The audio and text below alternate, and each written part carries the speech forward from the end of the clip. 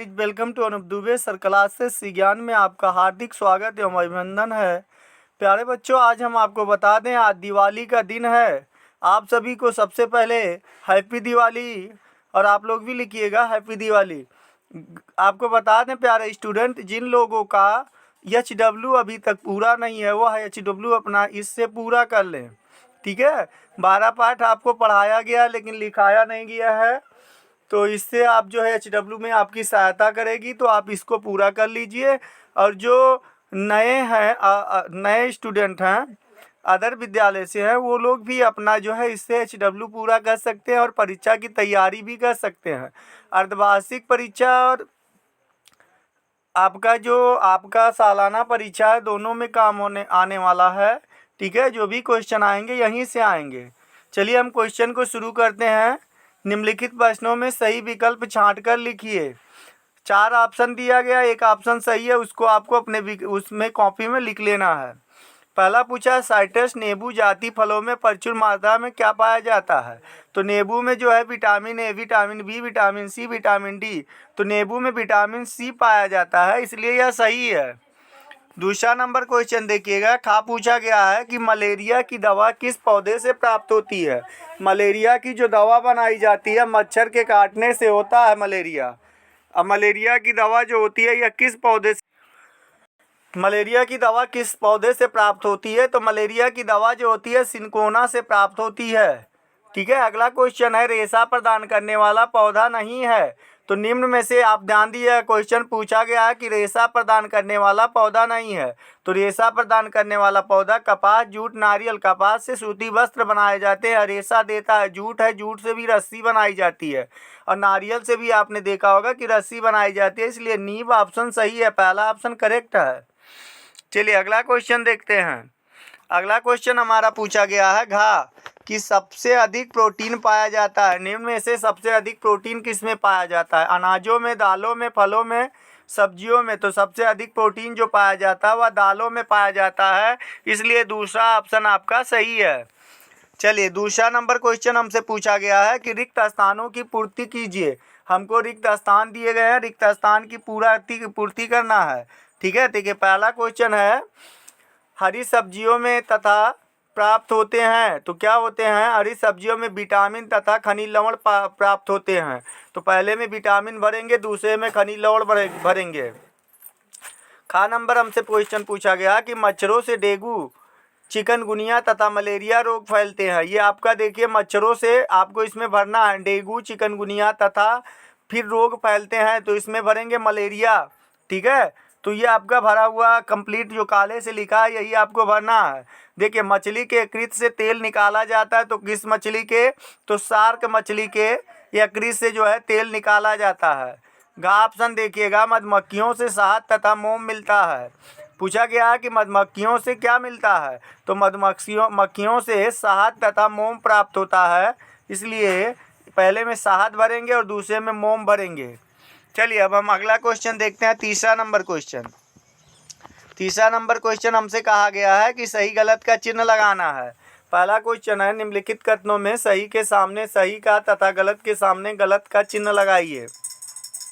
देखिए पहला number question पूछा गया कि मादक पदार्थ स्वास्थ्य के लिए लाभदायक होते हैं। नहीं, आप अगर मदिरा पान करते हैं तो क्या आपके स्वास्थ्य को लाभदायक देगा? नहीं। मादक पदार्थ का मतलब जो मदिरा पान करने वाले पदार्थ होते हैं, जैसे गांजा, अफीम, दारू, शराब, सिगरेट, गुटखा, ये सब इसमें आता है, तो ये स्वास्थ्य के लिए हानिकारक होते हैं, लाभदायक नहीं होते, इसलिए यह गलत होगा। ठीक है, ये गलत है। दूसरा नंबर क्वेश्चन देखिएगा, रेशम के कीड़े शहतूत के पेड़ पर पाले जाते हैं। हाँ, रेशम के कीड़े जो होते हैं शहतूत के पेड़ पर ही पाले जाते हैं, और ये शाकाहारी होते हैं, ये शहतूत के पत्तियों को ही खाते हैं। गा नंबर क्वेश्चन देखिएगा, लाख पौधे से प्राप्त होती है। लाख पौधे से प्राप्त होती है? नहीं, लाख जो है रेशम कीड़े से प्राप्त होती है, इसलिए आपका गा ऑप्शन गलत हो जाएगा। यहाँ पे आप गलत का चिन्ह लगाएंगे। देखिए अगला घा क्वेश्चन पूछा गया है कि कुत्ता घर की चौकीदारी करता है। हाँ, आप देखिए बड़े लोग देखिए कुत्ता पाले रहते हैं। कुत्ता क्या करता है? घर की रखवाली करता है। आप 2 कौड़ा अगर उसको दे देते हैं तो आपकी घर पे दिन भर पड़ा रहेगा। अगर कोई अजनबी व्यक्ति आता है तो उसे देखकर यह भौंकता भी है, तो इसलिए ऑप्शन सही है। घा कुत्ता घर की चौकीदारी करता है, सही है। ठीक है, सही का निशान लगाइएगा। अंगा देखिए, अंगा नंबर क्वेश्चन है, सभी जंतु तथा पौधे लाभदायक होते हैं। आप बताइए सभी जंतु सभी पौधे कैसे लाभदायक हो जाएंगे। जंतु देखिए, पौधे जो होते हैं गाजर घास केवाच ये सब हानिकारक पौधे होते हैं, इसलिए आपका क्या है ऑप्शन गलत हो जाएगा। जंतु में देखिए ऐसे ऐसे जंतु होते हैं जो आपको हानि पहुंचाते हैं, जैसे नीलगाय। नीलगाय क्या होती है, फसल को खराब कर देती है। तो ये आपके सभी जो है गलत हो जाएगा, अंगा क्या है आपका गलत है। चौथा नंबर क्वेश्चन देखिए, आपसे पूछा गया कि हल्दी का प्रयोग खाने में करते हैं, इसका उपयोग और कहाँ किया जाता है। देखिए खाना बनता है ना दाल घर पे, तो दाल में हल्दी डाली जाती है, तभी तो दाल पीला होता है। अब देखिए इसका उत्तर क्या लिखेंगे, हल्दी का प्रयोग खाने के अलावा औषधि और सुंदर प्रसाधनों के निर्माण में किया जाता है। इससे देखिए औषधि बनाई जाती है और औषधि के रूप में भी काम किया जाता है। जैसे मान लीजिए आपको चोट हो लग जाती है, तो देखिए कहते हैं सूजन हो जाती है, तो हल्दी प्याज रख लो, क्या होता है सूजन भी खत्म हो जाता है और दर्द भी खत्म हो जाता है। अब सौंदर्य में आपने देखा होगा बीको टर्मरिक क्रीम आता है, तो हल्दी से ही हल्दी मिलाकर ही उसमें बनता है, ठीक है। तो इसलिए आपका ये जो है इसका उत्तर यही होगा, हल्दी का प्रयोग खाने के अलावा औषधि और सौंदर्य प्रसाधनों के निर्माण में किया जाता है। इसको आराम से लिख लीजिए, चाहे तो आप स्क्रीनशॉट भी ले सकते हैं। चलिए हम पांचवा नंबर क्वेश्चन देखते हैं। पांचवा नंबर क्वेश्चन हमसे पूछा गया है कि किन्हीं दो हानिकारक पौधों तथा जंतुओं के नाम लिखिए, वे हमें किस प्रकार हानि पहुंचाते हैं ये भी बताना है। तो पहला हेडिंग आप बना लेंगे हानिकारक पौधे। हानिकारक पौधे में आप लिख दीजिएगा भांग कवक में मादक पदार्थ पाए जाते हैं, जिनके सेवन से स्वास्थ्य को हानि पहुंचाती है, ठीक है। और हृदय रोग, लीवर सिरोसिस, मानसिक उत्तेजना तथा स्मरण शक्ति में कमी आती है, रोग उत्पन्न हो जाते हैं, ठीक है, कमी आदि रोग उत्पन्न हो जाते हैं। और देखिए कवक से मनुष्यों में दाद, खाज, खजुली और गंजा की बीमारी हो जाती है, ठीक है। ये हानिकारक पौधे हैं। अगला क्वेश्चन है हानिकारक जंतु। तो हानिकारक जंतु किसे कहते हैं, ऐसे जंतु जो हमें हानि पहुंचाते हैं हानिकारक जंतु कहलाते हैं। और ऐसे पौधे जो हमें हानि पहुंचाते हैं वो हानिकारक पौधे कहलाते हैं। हमने आप लोगों को पढ़ा दिया है इसको, आपको भली भांति तैयारी होगा। जो नए बच्चे हैं उनके लिए बहुत ही अच्छी है और ये बहुत ही मज़ेदार होने वाला है। हम पूरे चैप्टर का आपको तैयारी कराएंगे। देखिए हानिकारक जंतु में सांप, टिड्डी, कुछ सांप विषैले नीलगाय होते हैं, जिनके काटने से प्राणियों की मृत्यु हो सकती है। टिड्डियां करोड़ों की संख्या में दल बनाकर फसलों पर हमला करती, इसी प्रकार से नीलगाय जो होते हैं ये भी दल बनाकर फसलों पर हमला करते हैं और फसलों को खराब कर देते हैं और सारी की सारी फसल चट कर जाती है। कभी कभी टिड्डियों का हमला भी अकाल का कारण बन सकता है, ठीक है।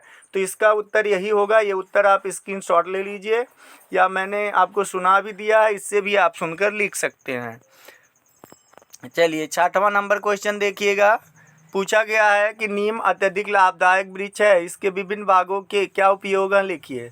आपसे पूछा गया कि नीम लाभदायक पौधा तो है ये है, इसके बाद ये जो इसके अंग हैं कौन कौन से भागों का प्रयोग किया जाता है और कहाँ किया जाता है। तो देखिए नीम में जड़, तना और पत्ती तीनों जो है दवा के रूप में, औषधि के रूप में प्रयोग किया जाता है। चलिए उत्तर देखिए, नीम में एंटीसेप्टिक और एंटीऑक्सीडेंट गुण पाए जाते हैं। नीम के पेड़ के विभिन्न भागों को आयुर्वेदिक औषधि के रूप में इस्तेमाल किया जाता है। नीम के पेड़ के सभी भाग जैसे पत्ते, फूल, बीज, फल, जड़ और छाल सूजन, संक्रमण, बुखार, त्वचा रोग और दंत चिकित्सा विकारों के इलाज के लिए पारंपरिक रूप से इस्तेमाल किए जाते हैं। नीम की पत्ती और हल्दी का लेप सभी प्रकार के चर्म रोग जैसे दाद, एक्जिमिया और खुजली का इलाज करने में मदद करता है। इसका प्रयोग प्रतिरक्षा प्रणाली को बढ़ावा देने के लिए, रक्त को शुद्ध करने के लिए और पाचन तंत्र को मजबूत बनाने के लिए किया जाता है। नीम का तेल व बीज कुष्ठ रोग और पेट के कीड़े के उपचार के लिए भी किया जाता है। नीम के बीज और पत्ते मलेरिया के उपचार में भी लाभदायक होते हैं। नीम के फल फूल का प्रयोग पित्त को कम करने, कफ, बवासीर, मूत्र विकार, नाक से खून बहना, नेत्र रोग, घाव, कुष्ठ रोग और पेट के कीड़ों के इलाज के लिए किया जाता है। नीम की छाल का प्रयोग पेट और दांतों में अल्सर, त्वचा रोग, दर्द और बुखार में किया जाता है। तो ये उत्तर आप इसका लिख लीजिएगा, चाहे स्क्रीनशॉट ले लीजिए। चलिए अगला क्वेश्चन हमसे पूछा गया 7वां नंबर, रेशम के कीड़े से रेशम कैसे प्राप्त किया जाता है, इसको आपको बताना है।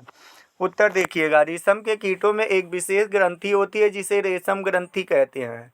इस ग्रंथि से अत्यंत महीन लसदार पदार्थ निकलता है जिसको रेशम कीट का लार्वा या इल्ली के अपने शरीर के चारों ओर लपेट कर गेंद जैसी संरचना बना लेती है। अब तक लार्वा प्यूआ में बदल चुका होता है। इस प्यूआ के चारों ओर लिपटी गेंद जैसी संरचना कोया या कोकून कहलाती है। हवा के संपर्क में यही लसदार पदार्थ सूखकर रेशम बन जाता है। चलिए देखिए, तो हवा के संपर्क में ही लसदार पदार्थ सूखकर रेशम बन जाता है। स्क्रीनशॉट ले लीजिए या सुनकर लिख सकते हैं। 8वां नंबर क्वेश्चन देखिएगा, किन्हीं 5 लाभदायक पौधों तथा जंतु के नाम लिखिए तथा चलिए हमारे लिए किस प्रकार उपयोगी होते हैं। तो 5 लाभदायक पौधा आम, कपास, नीम, तुलसी, सागौन। इन पौधों से हम क्रमशः फल, ईंधन, रेशे, औषधियाँ और इमारती लकड़ियाँ प्राप्त होती है। 5 लाभदायक जंतु गाय, भैंस, बकरी, मधुमक्खी, रेशम। इन जंतुओं से हमें क्रमशः दूध, मांस, शहद, दवाइयाँ और वस्तु प्राप्त होते हैं। चलिए 9 नंबर क्वेश्चन देखिएगा, जंतु हमारे लिए लाभदायक हैं, इस कथन की पुष्टि कीजिए। उत्तर देखिएगा, जंतु हमारे लिए बहुत लाभदायक हैं। इनसे हमें अनेक उपयोगी वस्तु प्राप्त होती है, भोजन, वस्त्र, कृषि। प्यारे स्टूडेंट, इसका आप जो है स्क्रीनशॉट लेकर लिख लीजिए। बहुत शोर हो रहा है, दीपावली का दिन है इसलिए वीडियो बनाने में विलम्ब हो रहा है। धन्यवाद।